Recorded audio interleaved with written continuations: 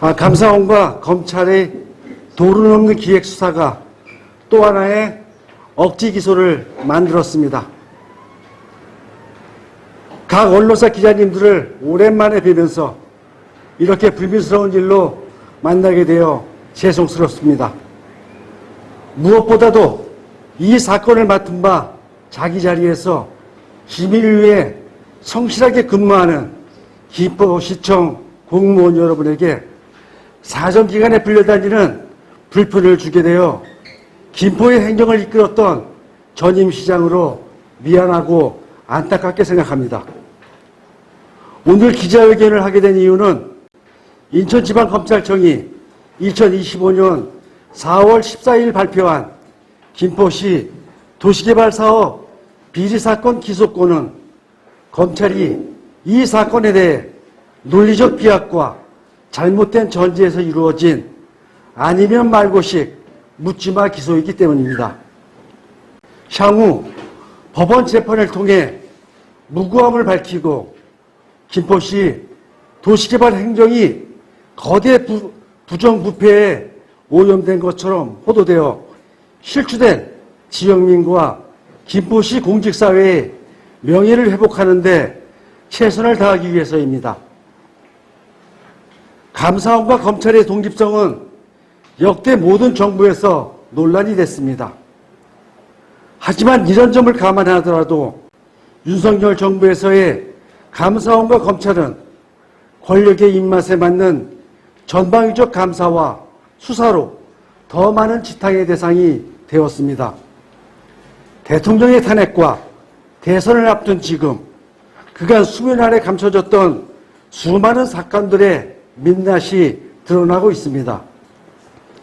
그 사례 중 하나로 민선 7기 김포시에서 추진됐던 도시개발 사업에 대한 감사원 감사와 검찰 수사 또한 비상식적이고 불공정하였으며 위법하고 부당했습니다. 이 사건 수사의 경과와 의혹은 정면 백보드를 참고해 주시기 바랍니다. 이와 같은 경과와 의혹들이 법률적 지식이 부족한 시민의 입장에서는 짧지 않은 3년 동안 감사원 감사, 검찰 수사를 받으면서 한 사람의 인격과 명예가 이렇게 심각하게 훼손될 수 있을까? 어쩌면 한 인생을 망가뜨릴 수 있는 국가수사기관이 이렇게 해도 되나? 이게 맞는 것인가 하는 의문을 수없이 가졌습니다. 기소당한 피고인으로서 위 의혹들은 지금도 풀리지 않고 있으며 감사원과 인천지검에 공개적으로 묻고 싶습니다. 도대체 제가 직무상 뇌물로 수수한 돈이 얼마입니까? 저의 범죄 사실은 도대체 무엇입니까? 이 사건의 최종 목적지로 의심 만든 저로서는 검찰 조사 과정에서 검찰이 주장하는 혐의에 대해 적극적으로 소명하여 억울함을 호소하려 했습니다.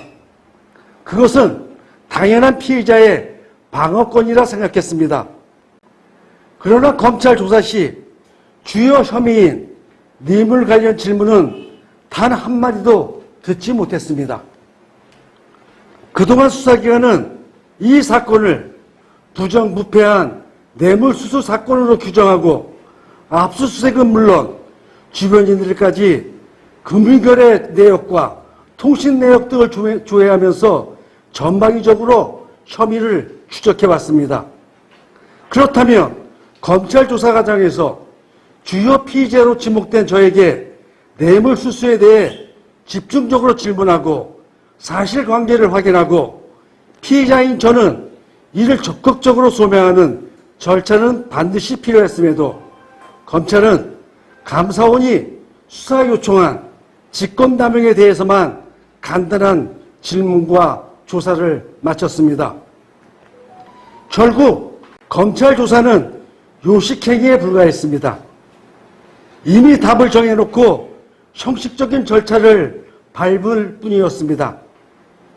어차피 기소시킬 것이니까 피의자의 소명은 굳이 필요 없고 구속영장 청구에 구속시켜놓고 재판받게 하겠다는 답정너 그것이었습니다. 인천지검이 2025년 3월 27일 검찰 조사, 2025년 4월 2일 구속영장 실질심사, 2025년 4월 14일 기소하면서 시장이 직무상 부당한 청탁을 받았는지, 개발업체와 검찰이 페이퍼 컴퍼니라 지칭하는 유명사에 대해 인식하고 관여했는지, 이 사건 관계자들과의 공모 내용이 무엇인지 등에 대해 어떠한 증거도 제시하지 않고 비약과 추측으로 혐의 사실을 구성해 또 하나의 나쁜 기소를 완성시켰습니다. 공직자의 직무에 대한 뇌물수수와 같은 부정부패는 엄단되어야 합니다.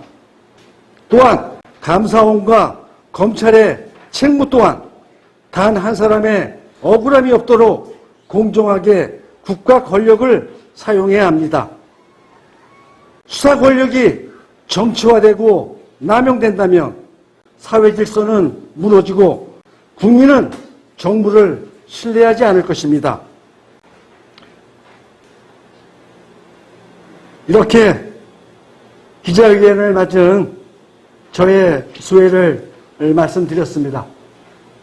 이어서 법인 우리 성문 안성욱 변호사께서 그동안 3년 동안의 수사 과정을 변호하면서 이 변호 과정에서 나타났던 여러 내용들에 대한 설명을 간단하게 말씀드리도록 하겠습니다. 감사합니다. 이 사건 수사는 우리 정화영 전 시장님께서 말씀하셨듯이 3년 동안 진행된 수사입니다. 경찰에서 1년 6개월을 했고요. 그리고 검찰에서 1년 6개월을 했습니다. 경찰에서도 수사를 참 열심히 했습니다.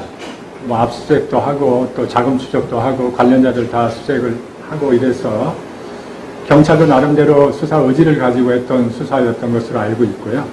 그 과정에서 경찰은 아무리 수사를 해도 범죄 혐의점을 찾을 수 없다라고 판단을 해서 불송치 결정을 했습니다. 문재인 정부 때 이 검경수사권 조정으로 해서 여러 가지 수사 변화가 생겼는데 이 사건은 고발 사건입니다. 그래서 이 불송치 결정이 됐으면은 뭐 이의 신청을 한다든지 등 해서 이 불복 절차를 거쳐서 수사는 그 김포경찰서를 관할하는 부천지청에서 이 수사를 하도록 되어 있습니다. 근데 저희는 뭐 수사 기록을 다 보지를 못했기 때문에 그 고발인들이나 이 수사 관계자들이 뭐 이의 신청을 했는지는 모르겠습니다만 이의 신청의 주된 내용은 이 경찰의 수사를 번복할 만한 중요한 증거 제시입니다. 그런 이의 신청 과정에서의 그런 내용들이 있었는지는 나중에 재판 과정에서 저희가 확인을 하겠습니다. 그런데 이게 부천지청으로 사건이 이의 신청이 돼서 가지를 않고 2024년 2월경에 인천지검으로 갑자기 사건이 이송이 됩니다. 이거는 인천지검이 수사를 하는 거는 그 자체가 지금 문제가 되거든요. 우선 거기는 수사 관할권이 없습니다.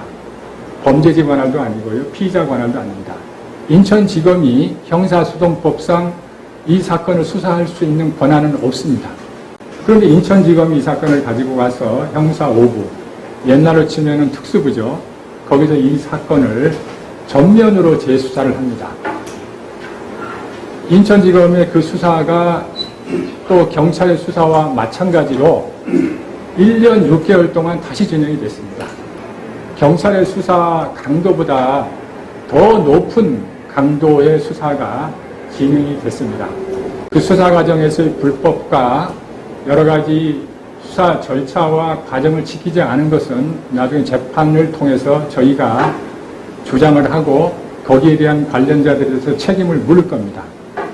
근데 우리 정 전 시장님은 검찰 수사가 원점에서 재수사된 이후에 3월 27일 날 검찰 수사가 재개된 지 거의 1년 6개월이 다 돼서야 피의자로 소환을 받습니다.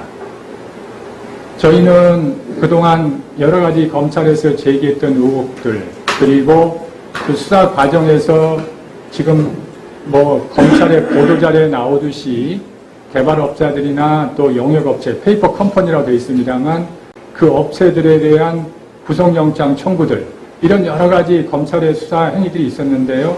그 모든 것들이 인천지법에서 부정당했습니다. 증거가 없다는 겁니다. 그런 상태이기 때문에 우린 그런 내용을 뭐 직접 알 수 있는 위치에 있지는 않았지만 그런 여러 가지 내용들을 저희 종합해서 3월 27일 날 검찰 조사를 받으면서 저희는 충분히 우리가 범죄 혐의가 없는 걸 소명할 수 있겠다는 자신감을 가지고 우리가 조사에 임했습니다. 우리 전 시장께서 말씀하셨듯이 검찰 조사가 지금 거의 3년이나 진행된 조사인데 우리는 자신감과 또 희망을 가지고 임했던 조사가 4시간 반 진행됐습니다.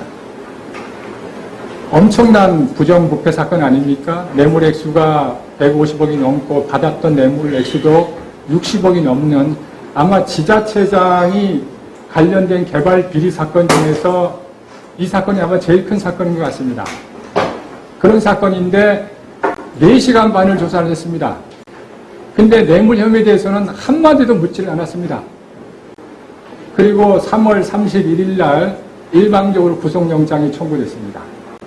저희는 검찰이 증거를 숨기고 피의자인 정하영 전 시장에게 검찰 조사 과정에서 증거인멸이나 또 여러 관련자들 해유 등 여러 가지 나름대로의 어떤 수사 기법이나 또 수사 원칙에 따라서 뭐 그런 증거들을 조사 과정에서 공개하지 않을 수 있다고 생각했습니다. 하지만 영장 실질 심사 과정에서는 판사 앞에서는 공개돼야 되지 않겠습니까? 그런데 법원에서도 공개가 안 됐습니다. 법원의 판사가 묻습니다. 이게 법리적으로 죄가 되느냐? 정하영 전 시장이 관련자들과 공모했다는 무슨 증거가 있느냐? 뇌물 관련해서 돈을 받은 증거가 있느냐? 검찰은 묵묵부답입니다. 영장은 당연히 기각이 됐습니다. 그리고 여러 번 청구됐다 기각됐던 공범자들에 대한 영장도 그날 같이 다 기각이 됐습니다. 저희는 이제 희망을 갖습니다. 앞으로 기각 이후의 수사에서 우리가 충실히 소명해서 정 전 시장님뿐 아니라 시장께서 말씀하셨듯이 김포의 시민들의 그런 명예, 그리고 김포 지역 공무원들의 명예를 우리가 회복할 수 있겠다는 기회를 갖기를 바랬습니다. 그런데 일방적으로 4월 14일 날 기소를 해버립니다. 어디다 기소했습니까? 인천지법이 아닙니다. 영장 쇼핑도 아니고요. 이건 이상합니다. 부천지원에다 기소를 했어요.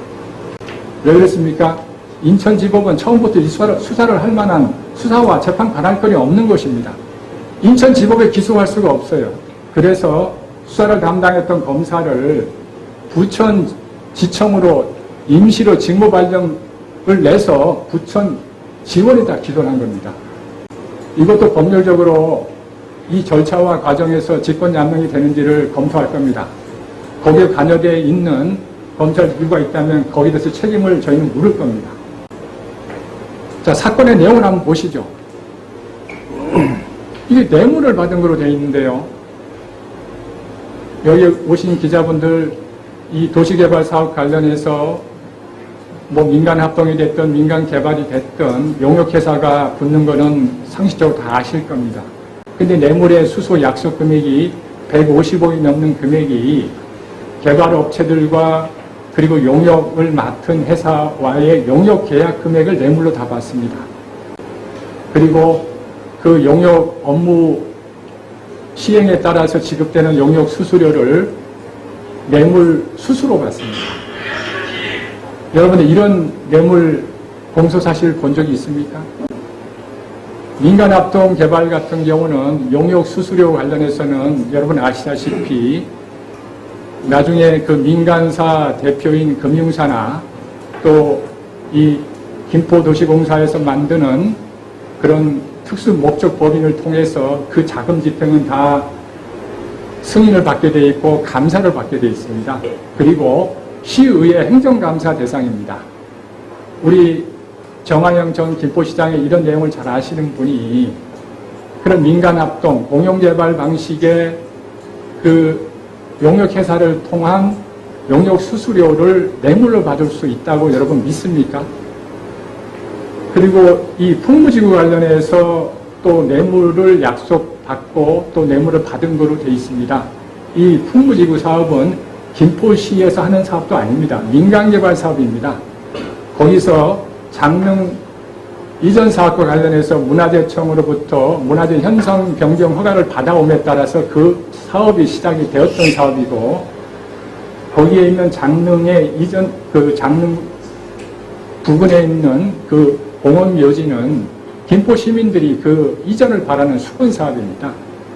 그 문화재 현상 변경 허가를 받아옴에 따라서 김포시에서는 그 행정적 지원을 한 겁니다. 그에 따라서 지급된 개발업체와 용역업체 간의 그 용역 계약에 따른 그 용역 계약 금액, 그리고 용역 수수료를 뇌물로 본다는 것도 저희로서 납득하기 어렵고, 검찰의 구체적인 증거 제시를 요구했지만 아무런 답을 받지 못하고 지금 기소가 되어 있습니다. 검사는 공소장으로 얘기를 하고 판사는 판결문으로 얘기한다고 합니다. 5월 21일부터 이 사건 재판이 이제 진행이 됩니다. 부천전에서 진행이 됩니다. 저희 변호인단은 우리 정하영 전 시장님 그리고 관련자들의 무고함을 밝히기 위해서 최선을 다하도록 하겠습니다. 우리 기자들께서도 재판 과정에 있어서 많은 관심을 가져주시고 재판이 제대로 진행되는지 또 신속하게 진행되는지에 대해서도 많은 관심과 또 참여를 부탁드리겠습니다. 이상입니다.